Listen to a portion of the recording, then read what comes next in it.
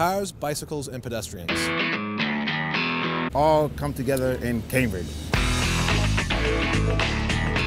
You've got a lot of moving parts. You've got the cyclists, you've got pedestrians, you've got motorists, and they're all trying to move through the city. You know why I'm stopping you?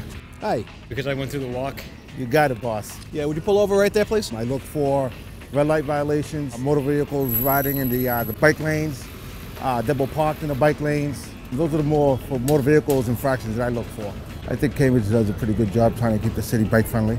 No, you were stopped, but then you went through it, halfway through it, then the light turned green. You had a sign restricting that left turn there, all right?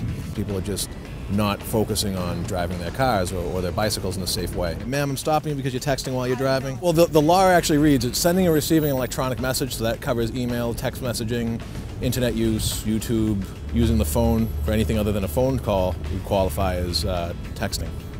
We want to see the attention on the road, not on the phone, okay? Very distracting, okay? Seniors, people coming out of the senior center or even out of the stores there have gotten hit by somebody on a bike. There's a lot of distracted drivers that aren't really paying attention to the road. They're distracted by their phones or their radio or their conversations. He was about 8 feet into the crosswalk and you drove right by him.